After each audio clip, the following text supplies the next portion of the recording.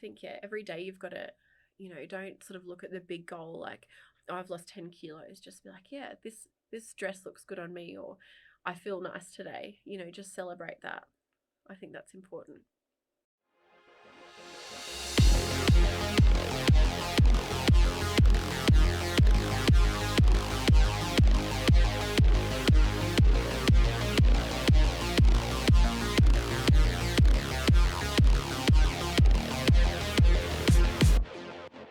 All right, welcome to the Aussie Ambitions podcast. We are here with a guest today. It's actually quite interesting. It's somebody that I've met over the last couple of years, and there's a personal connection there, and I'll tell you a bit about that in a moment. But her name's Ashley. Welcome, Ashley. How are you? Hello, good, thank you. Thanks for Excellent. having me. Very good. So this is Ashley Flier-Gunn, and she is a local to the Gold Coast, and I've been here for a few years, and she'll tell us a bit more about that. The personal connection is that we have a studio cat that's been here for a few years, and nice, gorgeous half-breed Himalayan, a ragdoll, and we let it out one night, and it came back pregnant. And essentially, they, I think 2 or 3 months later, whatever the term is, she had kittens, and there was no way we're going to keep them all, so we found somebody to take one. And so thank you, Ashley. That's okay. My pleasure. My absolute pleasure. All right. So we have that sort of pet connection, and as well as a few other things. So really great to have you on. Ashley, tell us a bit about yourself. Okay. So I'm Gold Coast born and raised. I've been here all my life, except for a couple of years. Moved up north for a bit. Had my kids up north and moved back home with my family. And yeah, I've been here ever since. Okay, where's just on the map? So a lot of the listeners would be from overseas. Whereabouts, like what's north to you? So Yeppoon, like near Rockhampton, like Capricorn Coast, sort of near Great Barrier Reef. Oh, so that nice.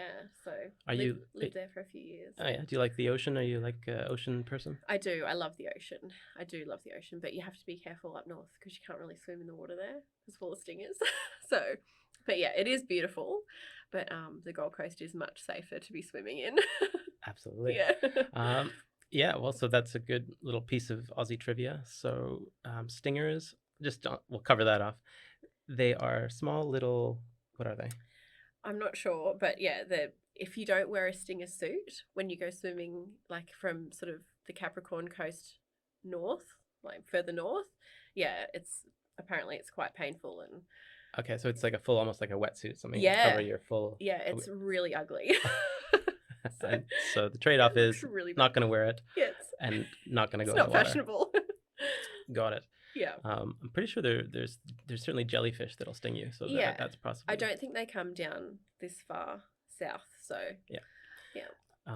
Just on the topic of things that can hurt you, blue bottles I've seen up and down the coast. Is that something you're quite familiar with? Yes.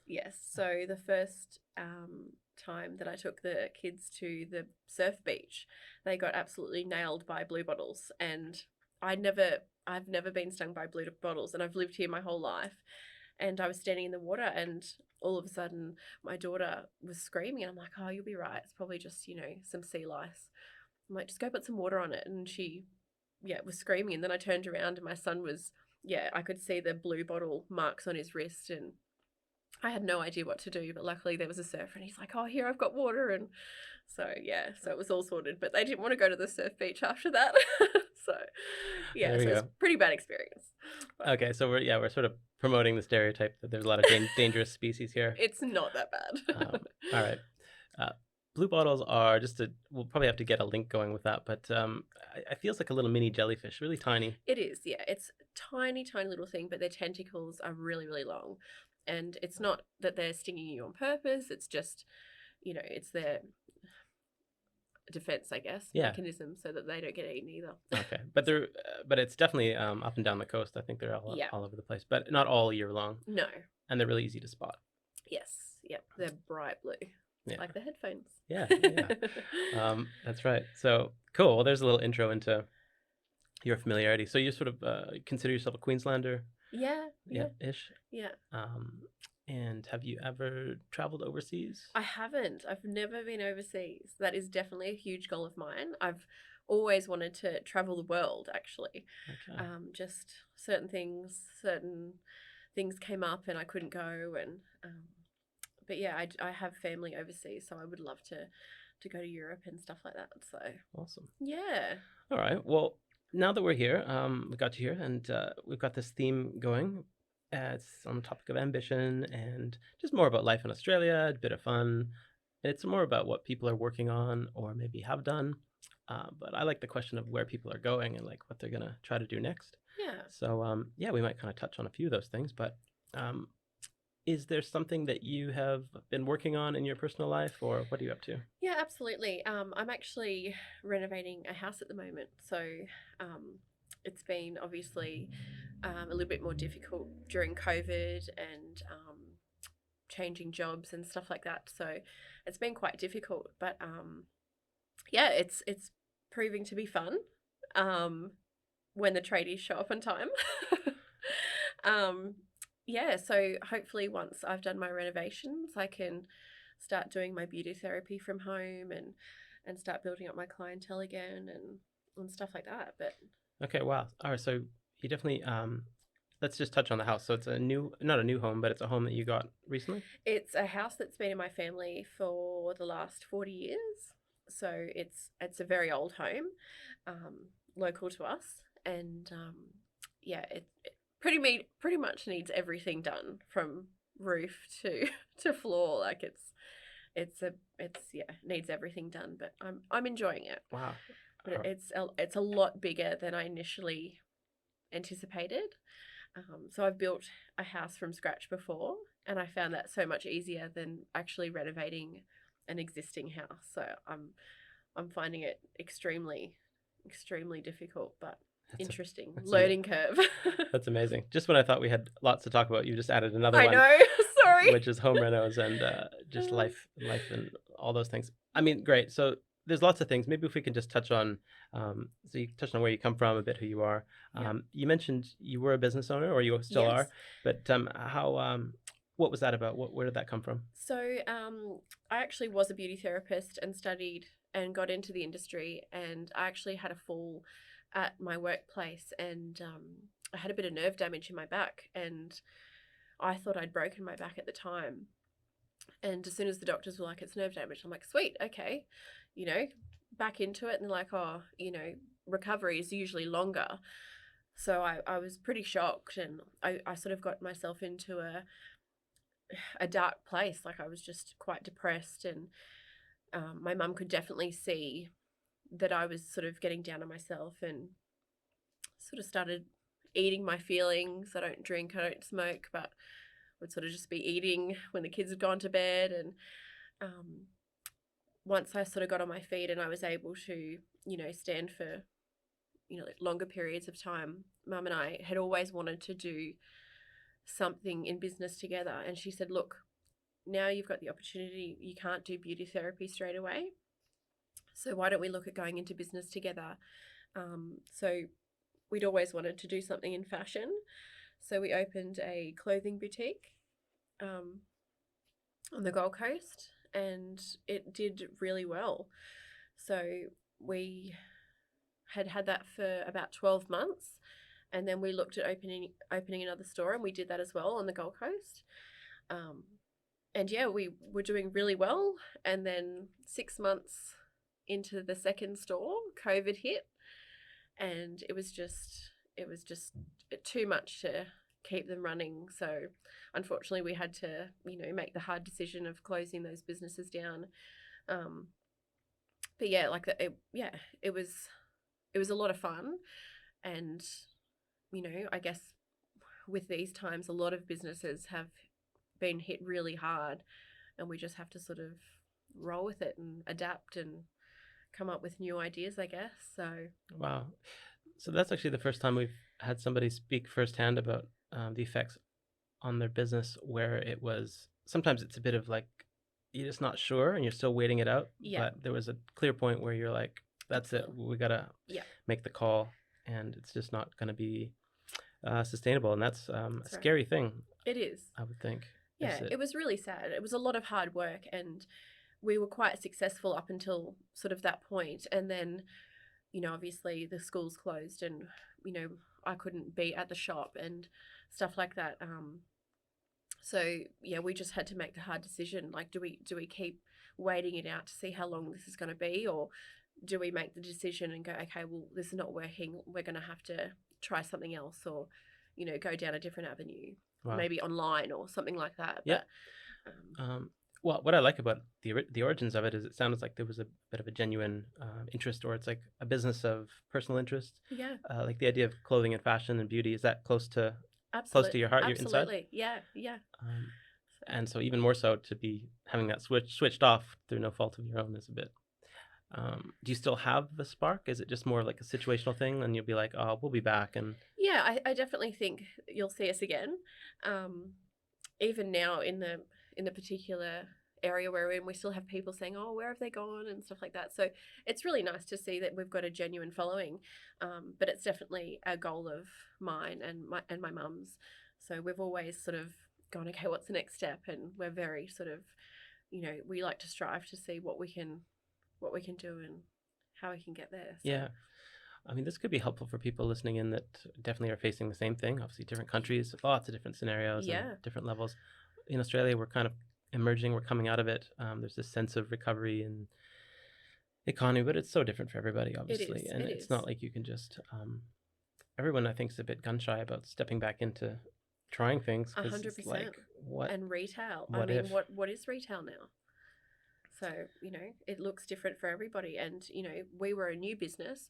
So even businesses that have been around for, a decade or whatever are struggling. So, I mean, it's hard for everybody, but you've just got to sort of reinvent yourself and sort of keep the wheel going. Yeah, one thing I like to think about is the customer side of things. Obviously, there would have been people that appreciated the shop being there, and especially all of the the personal aspects that you put in. But it's there. It's a brand, and it's a Yeah. store. It's a location. Do the customers are they still around? Are they wait for do they still follow you? Or I mean, Yeah. what's the way to keep the relationship with them? Well, I mean, that's another hard thing. I mean, a lot of people, our target market was, it was sort of resort wear, so it was, the older generation. So a lot of those people, are trying not to go out. So that's another thing. A lot of those people aren't going out unless it's necessary. So Oh, interesting. yeah, So that's actually a good point. So the product or the whatever, it's more geared to an older audience. yeah, absolutely. So our shop catered for anywhere from 18 to 100, but yeah, a lot of our customers were, you know, 40 plus. So a lot of those people aren't going out if they don't need to and stuff like that. So, and a lot of those people that are sort of in their 60s, 70s plus don't know how to buy stuff online, and so how are they coping? Wow. So yeah, it almost makes me think, what's the opportunity there? Yeah. Just to be one step ahead. Yeah. Are you the type of person that is sort of forces yourself to be one step ahead? Like, is the ball always rolling, or It it's a is. bit of catch up? It is always rolling. I like to think that I'm sort of proactive in thinking of new strategies and ways of, creating a business, but it's not always viable. But yeah, definitely always thinking about stuff. Yeah, nice one. And just on the practical side of that, because it was a location, did the landlords give you a hard time? Were they flexible at all, or is it just you just got to walk away and then let it deal with itself? Or Well, yeah, because the place where we were at, the building was eventually going to be knocked down, and it has since been knocked down. So he wasn't sort of on board with, you know, reducing the rent while we were closed and stuff like that. So I guess, pardon me, I guess he had his reasons, and you know, so that was another reason why we had to just shut the doors. makes sense. Yeah. Yeah, I just wanted to paint that picture for people that are probably in the same situation. Like it's not an easy situation. You got the landlords that have obviously they're trying to make their facility full and get tenants, but then big crazy shift out there, this online business and so on. So you got to, I guess, consider where the future is going and all of that. But That's right. in the meantime, perhaps it's a good thing you can take a bit of a mental break from that. You've got the experience, Yeah. and then it sounds like you're pretty aware of fashion and brands and customer segments and all that kind of stuff. So yeah, I mean, there's always more to learn. I mean, you're continually learning, but yeah, I've definitely had experience in that field, so It's been fun, but I hope to be back into it eventually. I don't know what that looks like, but I Awesome. would definitely like to do it again. Yeah. Well, I guess the idea of having a balance, and there's the work stuff and personal interests as well, but then you got family, you got to wear your family hat. What's the split there? Do you spend a lot of time? It's 50-50 on personal and Oh, it's hard. I mean, I try to give my children the most attention that I can, but yeah, obviously working full time and raising children and pets and everything else, it looks chaotic from an outside point of view. Um, but yeah, we're just doing the best we can, and the kids are happy, and that's my main goal, is to make sure that the kids are happy and they've got what they need, and yeah, above all, I would prefer to make sure that they're happy you know than make sure that I've got personal possessions and stuff like that. That's my main goal, is to make sure that they're happy. So wow. Yeah, good on you. I mean, the age of the kids, I think we have kids the same age, roughly, like between 8 and 10, something like that. yeah, 8 and 9. 6 Sorry, and 8, yeah, 6 and 8. almost 7. All right. So my daughter's 9. And so yeah, what's your feeling on like raising kids these days? Is it like easier than it's ever been, or is it more challenging? I just think it gets harder. I mean, I thought it was hard when they were babies, and everyone said if you can get through the first 12 months, you'll be fine. But I'm finding, I find my son is a lot easier than my daughter. I think my daughter's got that sass, and it's, you know, I'll tell my daughter to do something and it'll be like, well, why? I'm like, oh, okay, there's a why. But my son, he'll just, yep, no worries, mum. Whatever you say, there's no question. It's just, he's a very easy child, and my daughter's, yeah, very sassy and questions everything, and why is this? Why is that? But I'm hoping she uses that for positive in the future, not for negative. So let's hope. Wonder where she gets that from. Oh, everybody says that. No, yeah. Well, I guess even my mum said sucked in. She's you all over. right. So your mom, that's interesting how your mom and yourself were involved in business. That in itself is unique. Yeah.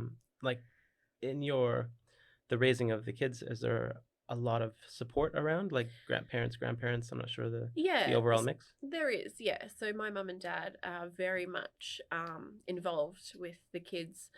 I mean, that whenever I need them, they're there. So it's actually been quite tough over COVID, because my dad actually has kidney failure. So he's a very high risk candidate for catching anything like that. So if he got it, obviously that would send him into complete renal failure. So the kids actually didn't see him for probably the best part of 12 months. So that was really hard. And trying to explain to young children why they couldn't see their grandfather. So because my mum and dad are their only grandparents that they see, yeah, that was really tough. So mum would come and see the kids and stuff like that, but yeah, they didn't understand. So yeah, that was extremely rough. So is that still the case now, or is there something that's allowed them to see each other? Just because there's less cases, I guess, in Australia than overseas. It's a little bit safer, but definitely if there's any flus or anything in the family, we can't go anywhere near him. So okay, so that's just kind of the case ongoing. You wouldn't be, even now they wouldn't be able to visit. Yeah, no, not if they're sick. Yeah. And I don't know how it's going to go moving forward with these immunizations and stuff. I don't know how that works, if my dad is one of the people that will be getting it first, or I'm not sure how it works, but we've just got to play it by ear. It's just so uncertain. Wow. Yeah. Yeah, good on you. That's it's just difficult to get life as it was, obviously. It is, but, and I don't think it'll ever be the same. I think we just have to. This is our new normal. Yeah, but seeing how the kids are growing up, again, outside looking in, I can see the kids have got access to a lot of things. They've got the beach. They got this sort of active living. Do you feel that that's the case? Like, do you see kids out there taking full advantage, or are they still plugged into the iPad? Yeah, I think, being on the Gold Coast, we've got so much opportunity to get out and enjoy it. And I think the Gold Coast is an amazing place to raise young children. There's so much to do on school holidays. There's always activities everywhere, like Surfers Paradise. Usually there's, always events going on in different suburbs and stuff. But I'm sort of the kind of parent that tries to minimize the use of devices. I know that that's the way everything's going and they need to know how to do them. I'm not the most tech savvy person either. I mean, I'm an Apple girl, but even doing the basics, I still have to ask Duke, my 8-year-old, how to do certain things. But yeah, I really try and minimize their time on the iPads. And my daughter only recently got an iPad for Christmas, so I mean, I've really tried to minimize that, and I just think the more time they spend on it playing games, they could be outside doing something, or I feel like they should be outside enjoying it. And unless it's like a rainy day and you want them to have chill time, I don't think they should be on the iPads. Yeah. On the devices, or unless it's for school, unless they're doing schoolwork. Yeah, that's a good point. There's sort of that, and during that I guess the COVID time and so on, there was like a homeschooling. I don't know if it's mandatory. I think it was sort of optional based on who's working. But yeah. What did you do during that time? Well, so Ella's wasn't so much on the iPad, but we did buy Duke an iPad because we did have to do most of it online. But yeah, so that was the only reason we got him an iPad. And then Ella, because she's in grade 2 now, so she needs that for school more so. But yeah, just I can see the mood change immediately. If they've been playing it for 20 minutes, you can just see it. You can see the mood. And I actually read a thing on the internet that said kids playing on devices is actually like a dopamine effect. So it's like having drugs as a child. And that just blew me away. I was like, wow, that's crazy. What are we doing to our children? So eventually they're going to be, numb to that. And, we've sort of created this addiction to these iPads. Yeah, it's a big one, of course. Yeah, and it's you, as a parent, you sort of just you do what you can, but then maybe there are some positives, and so you got to weigh up the educational side. Yeah, there's a lot of cool YouTube stuff out there where they can learn about insects and right?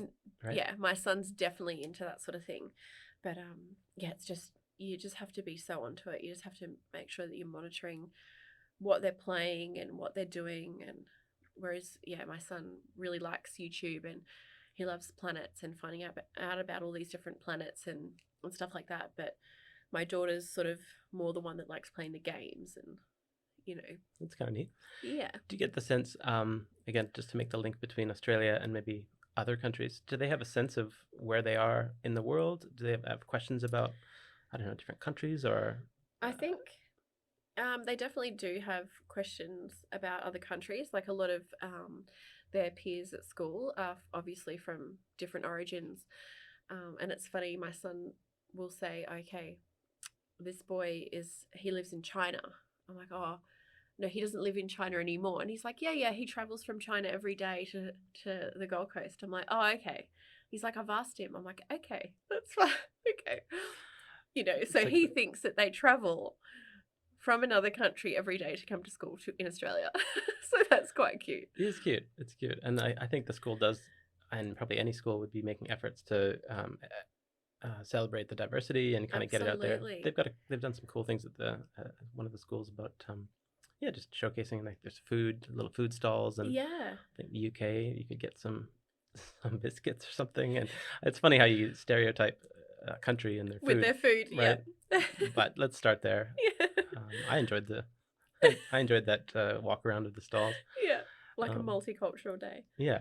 I think it's great too. Yeah, I think it's fascinating, and how they learn how to say hello in each language and stuff like that. With all the kids in the class and where they come from and stuff. So yeah, that might be worth mentioning actually. So again, originally I'm from Canada, and there's like two national languages, so Okay. it's English and French. And I think as part of the education system, they want you to Learn have some both. knowledge. Yeah. Yeah, you don't have to be great at both long term, but yeah, it's everywhere. But here, it's obviously English. And in the schools, though, do they have a language? Like, are you guys learning another language? Yeah, I don't know what language haven't started learning it yet. I'd say that's probably on the cards for my son this year. But I know I went to school here on the Gold Coast and it was Japanese for me. So I think it relates to like obviously what tourism is doing too. Like, obviously back when I was growing up, there was a lot of Japanese tourists and that was sort of the way to go. Like if you could speak Japanese, you could get a job easily if you knew how to speak Japanese. That was definitely a bonus. So I think it depends on, I guess not now, but in these times, but I think it depends, like obviously China and Asian countries are sort of profitable for us to have in Australia. So I guess, learning one of those languages is a positive thing. Yeah, I think that I've seen that too. I think whether it's Mandarin or Cantonese, but yeah, from the Chinese, I feel like it is that opportunity. So you could either just as a child, you can grow up and either communicate or just explore opportunities, maybe. Yeah, absolutely. Would you go to Japan? Can you use your Absolutely. Japanese? I actually had Japanese students staying with me years ago, and it was the best thing ever. It was absolutely amazing. So and they were at the time they were like 17, and one of them actually just got married recently, and I actually did like a little video for her and said, congratulations on your wedding and stuff like that. So we've stayed in contact for the last 12 years, which is really nice. And they've always said, if you ever want to come over here, come and visit and we'll show you around and stuff. So I would absolutely love to see Japan. That's neat. How did that come to be? It was like a program where you let these Japanese students stay in your home and you take them to their English school so they learn English while they're here. So it's like an exchange program. And they come here and you feed them and you teach them about Australia and about our culture and what sort of things we have and, what we eat and what our day-to-day routine is and stuff. So it was, for them, it was kind of like learning about our culture and stuff like that. But yeah, Japanese are amazing. That's very cool. Was that in your family home? Like your mom set that up, or yeah, my mum set it up, and it was in the house that I built when I was 20. So yeah, so mum would come in because I worked really early. So mum would come and take them to school, and then I would have dinner with them and take them out on weekends and stuff. It was a lot of fun. Yeah. Yeah, that's neat. That was one of the main factors I was very excited about when coming to Australia and settling in. Obviously, everything here is great, but it's just that connection with Asia and just having a whole new world like on your doorstep. Yes. Like literally, they're one flight away and cheap flights. Yeah. You can get to Tokyo for like $300. Yeah. Something. See, everything's closer. I think Australia is so far away from everything else. Going overseas seems like such a big effort. Like it's just, I think New Zealand is like the closest. Let's go overseas. We'll go to New Zealand. It's kind of still Australia, but yeah, I guess that's there's places you can go. Some are the more common ones. Like, have you been on a holiday, I guess, in the last 5 years? I have, yes. I've been up north, so still in Queensland. But I definitely holiday a lot up north in the Whitsundays. Because I am a water baby, I do love the ocean. So I'm always looking at tropical holidays. So yeah, I took the kids to Hamilton Island, what was it, 2 years ago? Very cool. And they loved it. They just absolutely loved it. So what is it? Is it kind of like I'm picturing, is it a road trip or do you have to pack your bags, get on a plane? We flew, yeah, and it's like 40 minutes. 40 minutes and we were on this beautiful tropical island. So yeah, it was amazing. All right. I think a lot of people overseas will know Great Barrier Reef and the Whitsundays. So yeah, I wonder how that's. I mean, obviously tourism's hit pretty hard, but everyone's kind of trying to make the best of it. Hopefully, there was a bit of a local lift. Like I think they're really encouraging everybody here to say, "All right, you're not going over overseas. So time to Travel start in your state. tour around. Yeah, and I think being in Queensland, we're very lucky. Yeah. We have the most beautiful state, so Yeah, you gotta celebrate that. absolutely. So, yeah, maybe just on the celebration side of things and personal milestones. I was checking out some of the stuff on Instagram, and you're pretty active on there. Yeah. What are you working towards now, or where are you at now? So 2 years ago, I had weight loss surgery. So after my fall at my job in beauty therapy, as I said, I got pretty down on myself and just got myself into a bit of a hole, and then sort of woke up and I was like, I've stacked on the weight, and I just couldn't get out of my own way. So I made the decision to have weight loss surgery, and so gastric sleeve surgery. I think it's pretty common around the world, and it's the best thing I ever did. Best thing I ever did.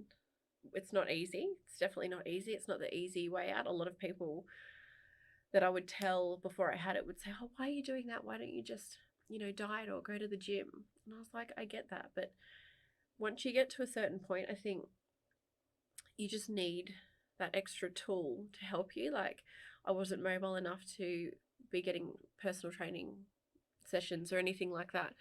I just had to sort of curb my eating, and that was the only thing I had. So I found that really hard to sort of let go. It's not like drinking or smoking where you can just stop it and that's it. You still have to eat to live. So yeah, I just found that really, really hard. And once I had the surgery, it was a huge adjustment mentally as well. Like I think the mental side of it was harder than anything. But once you sort of got past that, I reckon sort of around the 6 to 8 month mark. And even when people would say, "Oh, you're looking amazing. What are you doing?" And I'd be like, "Really? Do I look amazing?" Because you still have that mentality that I'm still fat. So it was really weird for me for people to keep saying, "Oh, you look amazing." I'm like, "Oh, do I?" So it was a really weird concept. But once I got used to it and I started seeing changes and I started dropping dress sizes, it was amazing, and I just sort of rolled with it. And pardon me. Now I'm going to the gym and stuff like that, and just trying to tone up everything. And I've still got a little ways to go, about 10% to go. But yeah, I'm loving how I'm feeling, and it's good for the kids to see that too. Like, they sort of have seen the change and they know that I go to the gym, so that's sort of encouraging them to be healthy and fit. And I do workouts at home, and Ella will sit with me, and she'll try and copy what I'm doing and stuff like that. So it's positive for them as well to see that I'm making positive changes within myself. So, but yeah, I would never ever want to be back where I was. It's just, yeah, the best thing I ever did. Life changing. Wow. So that's a very recent, if you think 2 years. Yeah. 2 years to the day today. Is that right? Yeah, today. And is that something that has been shared along the way? Like, obviously that can be a kind of a private thing. Yeah. Or a personal thing at least. And then maybe you don't share it, or how's the support been along the way? I've definitely been open about it in person, and I've sort of, maybe within like the last 12 months, I've been trying to share it on Instagram, because when I was sort of researching it, it was only through people I knew, and a lot of men had it done, and I find men try and keep that quite private. I don't know whether it's, they feel weird about sharing it. But I hadn't seen a lot of women like share either. Like, I just wanted to know like when I got to my goal weight, what was I going to look like? Was I going to have all this loose skin, and what was that going to look like for me? And what could I do if I did have all this loose skin? What could I do to fix that? I wanted to sort of be back where I was before I had kids, So yeah, I guess I just wanted to sort of share on my Instagram how my experience was. And thank God my mum took photos of me all the time, because I just never took photos of myself. So I've got photos that she's taken of me, and I just look at it and I'm like, I can't believe that was me. But it's nice to see the comparison, you know, from what I was like to what I am now. So it's just yeah, I find that positive, and I hope that anybody who sees that, you know, that's going through the same thing or considering having the surgery, you know, thinks, oh, well, you know, she's done it, I can do it. You know, it's not impossible to do it without the surgery, but it definitely makes a huge difference. So I just, yeah, I just hope that it, you know, reaches the right people and is a positive thing for them. So. Yeah. Well, I'm sure everyone appreciates you, you know, at least sharing that, the starting point for it. And Yeah, then, like you said, it can continue, or, you know, life is life. It just, you know, and maybe it opens up doors to lots of other things. hopefully. But right now it's a feeling, right? Yeah, And so, absolutely. so the waking up in the morning, how's that feeling? Yeah, much better, much better. So I wasn't an overly big person going in having my surgery. So my highest weight was 110 kilos, and I've lost almost 40 kilos.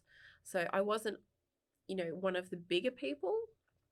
Um, but yeah, definitely still life changing. Like I see people on a lot of the gastric sleeve sites. You know, they've lost 70 and 80 kilos, and you just think that's a whole person. That's, you know, that's amazing and good on them. Like it's quality of life as well, because, you know, with obviously weight comes a lot of health issues as well. Like I had sleep apnea, I didn't even realize. Um, but my son would always wake me up and go, "Mum, you're snoring," or things like that. And yeah, so I actually had sleep apnea, which I don't have anymore just from purely losing weight. So, you know, Yeah, it's things like that. You know, you have to, especially if you've got kids, you need to look after yourself and that's amazing. I mean, yeah.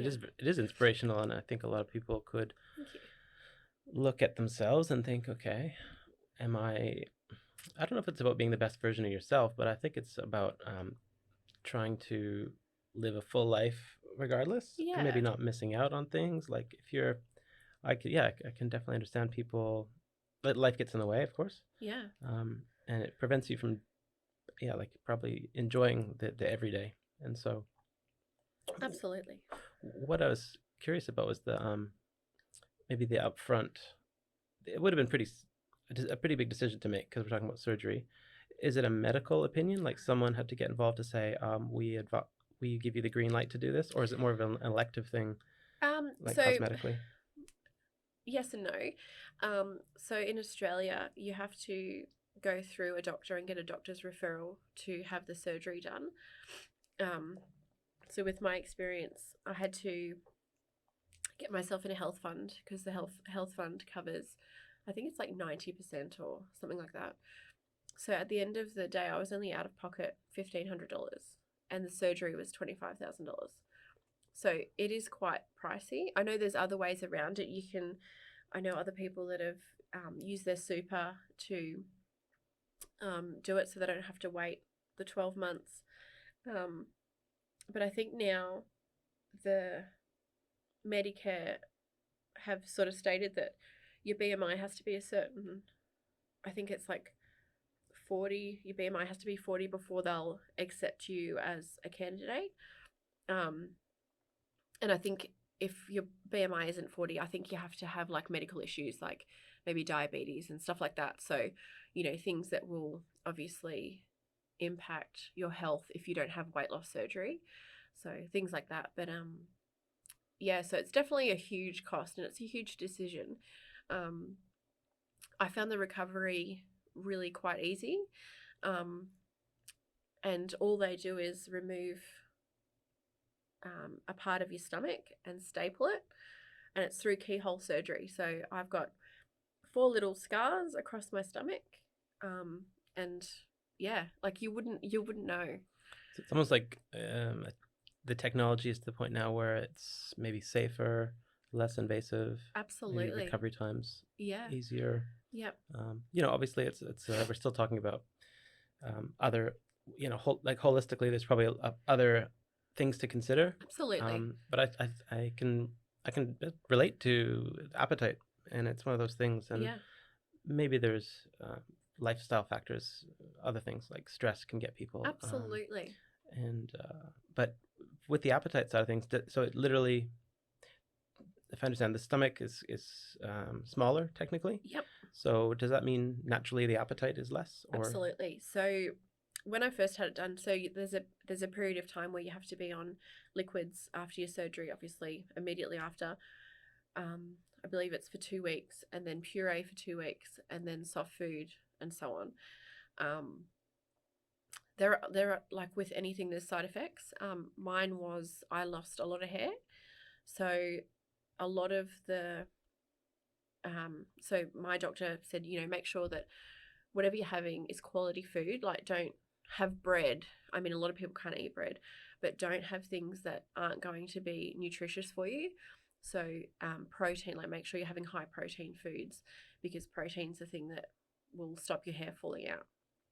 And I was doing all that, but yeah, it was just a side effect of the surgery, and apparently it does come back eventually. So yeah, I'm 2 years post-op, but yeah, I'm definitely, my hair's definitely not as thick as it was, but I mean, that's definitely something I'm happy to. I've got extensions in, so Oh, interesting. I'm happy. Yeah. Okay. Oh, that's interesting. Well, yeah. Again, that's it. It's good to know the full picture, and Yeah. again, we're not heading down the path of advice or anything like that No. medically, but it's your personal experience. Absolutely. And I think it takes a bit of the mystery out of it for some people around. Yeah. You can hear stories maybe 10 years ago people had it done, and maybe it was It's definitely not. Yeah. different experience. Yeah, and like you said, the technology has changed so much. Some people have good and bad experiences. I know before I had my surgery, I followed this one girl. I think she was in America, and she never got past her puree phase, so she could never go on to solids. And she had a feeding tube, and she was just skin and bone, and she was having a lot of medical issues. So, whenever you're making a decision like this, it's definitely something you need to get, medical advice for. But in my experience, it was the best thing I've ever done. And going through each stage, like from puree to soft foods, was definitely hard, because you're scared, because when you eat, it actually feels like it's up here, like in your chest, and you feel so full immediately that you have to remember, like, you have to set your times, that you're making sure that you're eating regularly, because you just forget. You just don't have that feeling. And another thing that I found hard was like sipping instead of like guzzling a drink. I found that really hard. I was like, oh, that's right, I just have to sip it slowly. Like, when you're really exhausted and you just want to have a big drink, and you can't do that. So I found that really interesting to get used to it, and that was more of a mental thing for me. And when you're on your sort of puree phase and your liquid phase, I had a friend that had gone through it a couple of years before, and I said, all I want to do is eat something, like I just want to chew something. And she's like, just have Cruskets, it'll save your life. And I did, and I was like, oh, thank you. But I just wanted to chew something so badly, but yeah, wow, saved my life.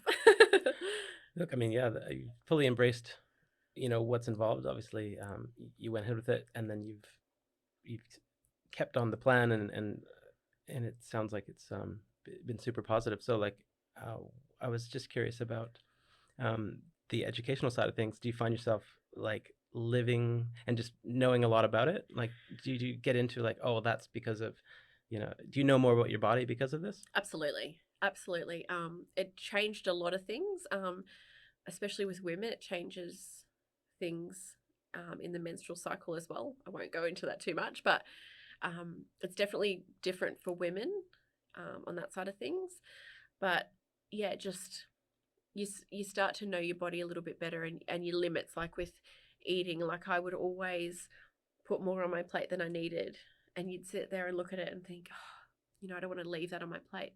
And that's something you just have to mentally get past. Like, you're going to waste food, but it's for the better, it's for the greater good of yourself. So, just let it go. Yeah. So that's hard to get your head around too. Yep, wonderful. And then so with this, you it sounds like you're open to this, other people, I guess, learning from this experience, and even Absolutely. you mentioned in the family, someone else is looking at this procedure. Is that right? Yeah. So my mum's having it today. So literally today. Yeah. So she's actually going to be a kidney donor for my father. So she needs to be at her optimum weight for her size. So so crazy. So yeah, she's donating her kidney to my dad. So Wow. yeah.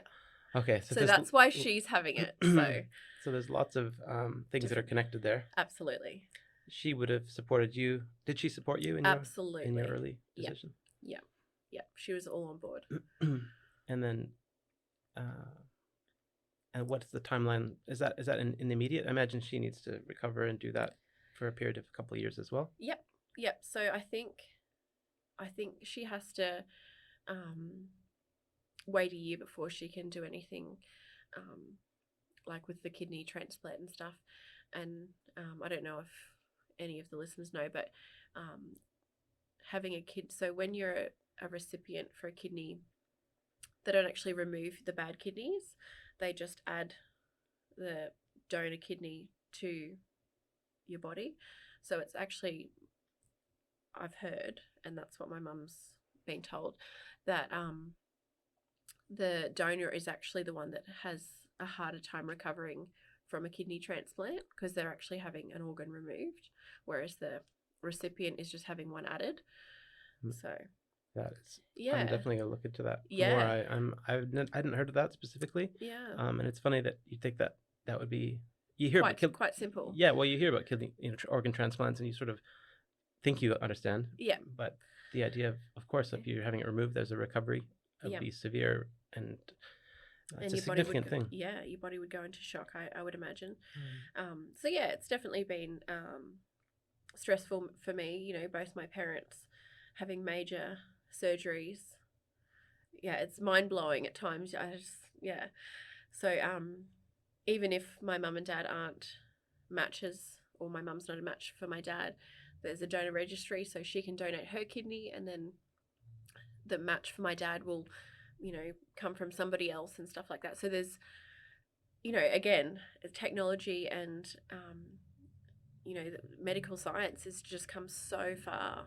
So I thought that, if my mum wasn't a match for my dad, that, that's it. There's no other options, but there's so many options out there. So I just want to make sure I got that. You mentioned that is it a direct donation, or it's not a direct donation? So yeah, so my mum apparently isn't a match. I think they're still going through tissue typing at the moment, but yeah, so she won't be a direct match, but there's like a donor bank or donor registry, and my mum will go on the donor registry, and when one comes up that matches my dad, that's when she'll go in, and it's like a swap almost. Wow. Okay, so it's not doing it just to be supportive. In general, it's like you almost have to have it. It's like an exchange.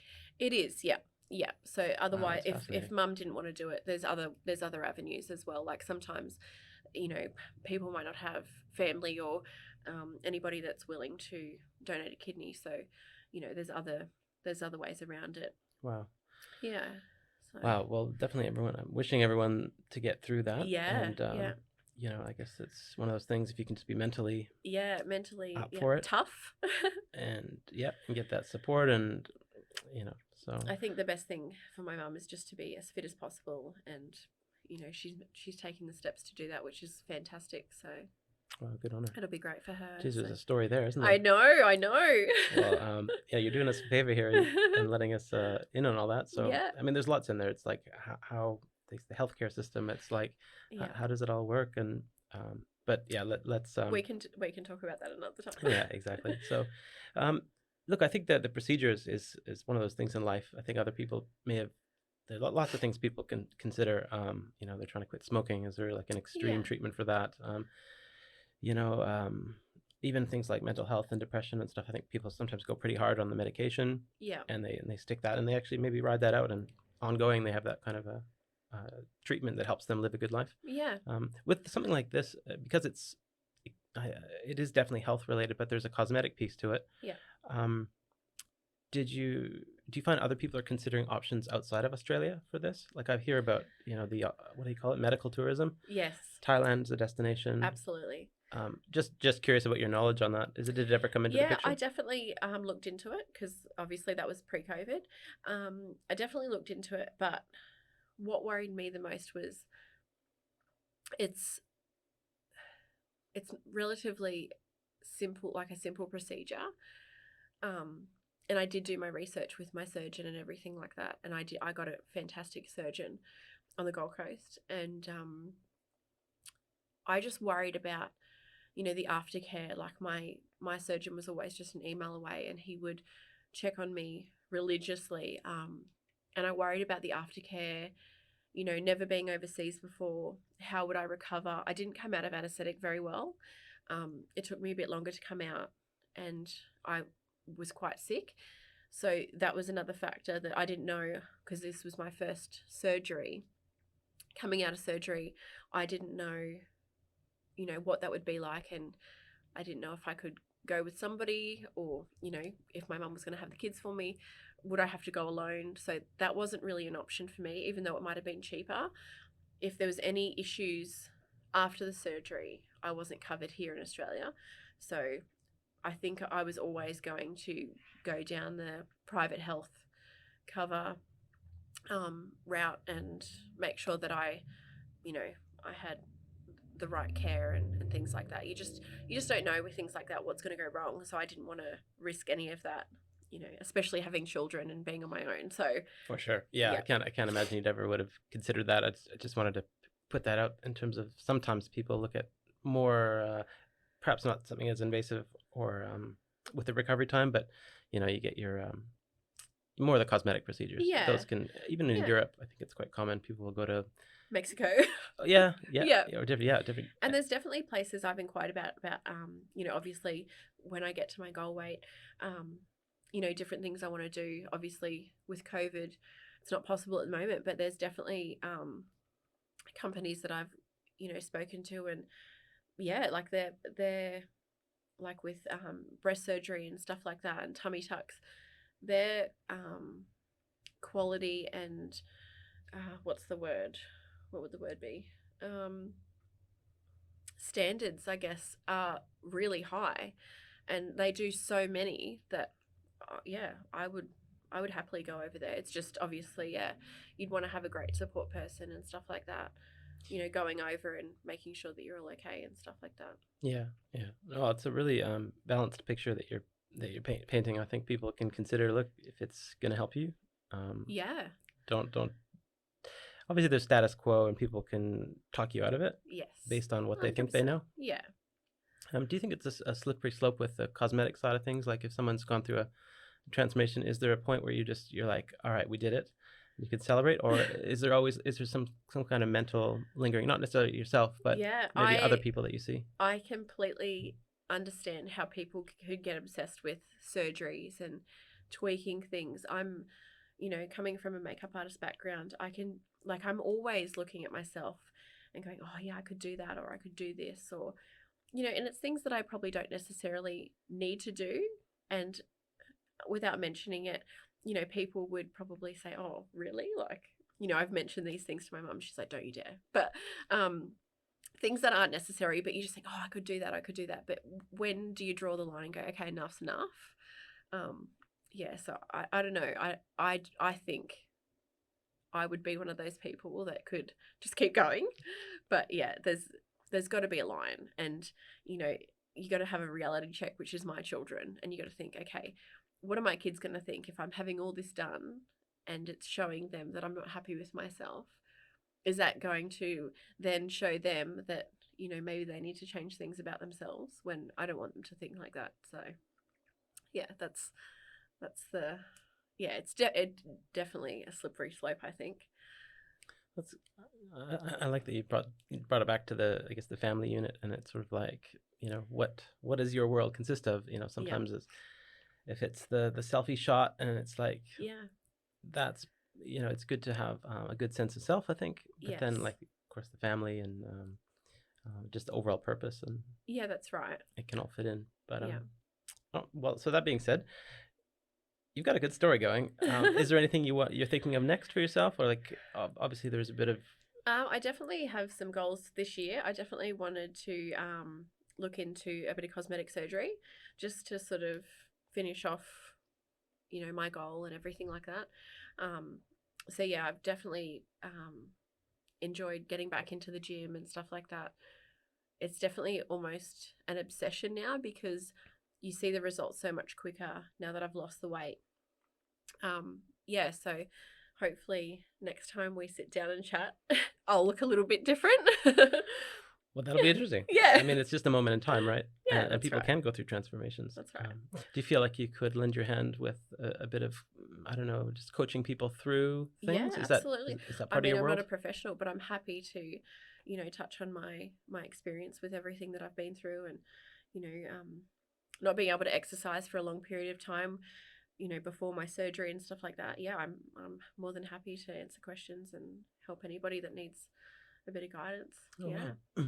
I guess that's one of the origins for this podcast, was to, I guess, help people celebrate that they've had some experiences, and they don't need to be, you know, anything super traditional in terms of an achievement. It's more about you've just done some things. Yeah. You may be familiar with maybe a life hack here or there, Yeah. and you can really help people with that. Yeah. And so, if it's the COVID thing and everyone's trying to reinvent their daily life, Yeah.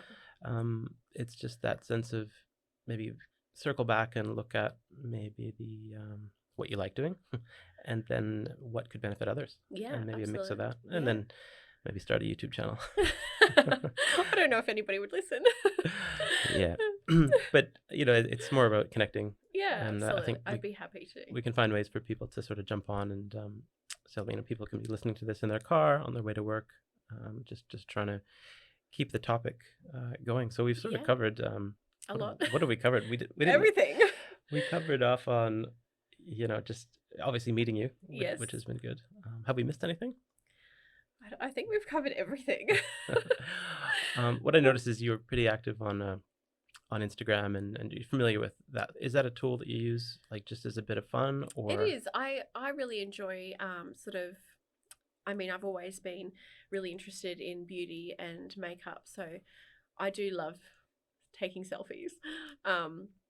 So yeah, I guess that's sort of my way of sort of showing that, and yeah, and I guess I'm proud of myself with how far I've come with my weight loss. So that's another aspect where I take a photo. I'm like, yeah, that's Instagram worthy. That's beautiful. To me, that feels like you're almost celebrating every day. Normally, we like to get a sense of, when's the last time you celebrated something, or yeah. What have you celebrated anything recently? Like, no, I haven't. No, I just, yeah, no, I haven't celebrated anything recently. But I think every day you've got to, don't sort of look at the big goal like, oh, I've lost 10 kilos. Just be like, yeah, this dress looks good on me, or I feel nice today. Just celebrate that. I think that's important. That's brilliant. Maybe can we mention your Instagram if people want to absolutely. just jump on and have a look and keep in touch? Maybe spell that out for us. So it's just at Ashley Flier-Gunn, ASHLEYFLIERGUNN. Okay, Ashley Flier-Gunn, and we'll make sure to include those links for everyone to click through. And yeah, obviously you're local, and now you're familiar with our little setup. Yeah, it's awesome. Thanks for having me. And really appreciate it. Might get you back to chat about pet ownership. Yeah, absolutely. Let's go. Home renovations. Yeah, that's on the list. Absolutely. So, guys, thanks for tuning in. That's the Aussie Ambitions podcast with Ashley, and yeah, thank you again for your time. Thank you.